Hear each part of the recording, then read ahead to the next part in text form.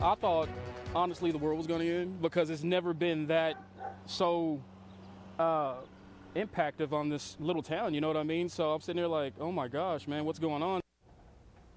Yeah, we had some big earthquakes last night, especially here between the Snyder and Rotan-Roby area. The initial earthquake was 4.9 magnitude, and then an aftershock just a few minutes later was 4.4 magnitude, and that 4.9 is in the top 10 of, well, most strongest earthquakes ever recorded here in Texas. And since then, we've had over a dozen or so aftershocks in that same area. When you have a large earthquake like that, it takes a while for the ground to kind of recover from that big jolt. And you can see that this was about 57 miles away from Abilene, but we had reports of people here in Abilene feeling the earthquake, as well as San Angelo, even over to Breckenridge. But one of the closer towns was Snyder, just 16 miles away. And our reporter Copeland Welch went to Snyder. I'm here in Snyder, where things got loud late Monday night when a magnitude 4.9 earthquake just 16 miles from here shook the town. We spoke to one resident who says there's only one way to describe what he felt. It felt like destruction is what it felt like. I mean, it was a 4.9 on Richter scale. It's like, you know, it's more than Snyder's ever seen, you know what I mean, or ever felt. That was Irving Wells, and he says when it comes to earthquakes, he's always very cautious. I ain't gonna lie to you, I'm a little scared, guys. You know, I'm not gonna lie to y'all. You know, I'm gonna sit here and act tough and stuff like that.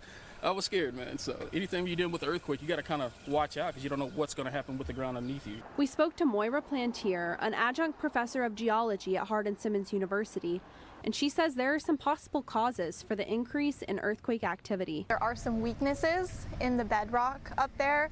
Most of it is starting to be attributed to a lot of human activity, wastewater injection, different things like that, and that's when we're starting to see a lot of those weaknesses begin to form.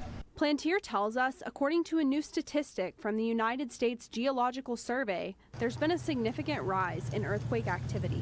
They've seen an increase in 81% of their earthquakes larger than a 2.5 magnitude since the beginning of 2020. 948 square miles that we cover.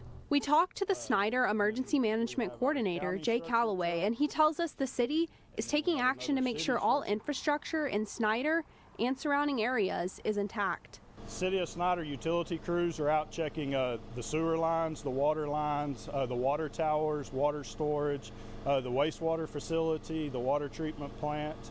They're checking for any damages, any busted lines. Calloway says this earthquake didn't do much more than startle residents within the radius. This time all we're hearing is it rumbled the house, shook the bed, shook the chairs, is the main thing we're hearing. All the way from the Dallas-Fort Worth area down to San Angelo, over to Midland, Odessa, and back up to Lubbock area.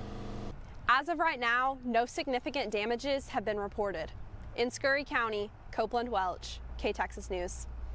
Copeland, thank you. And you can find more about this story on our website. That's ktxs.com.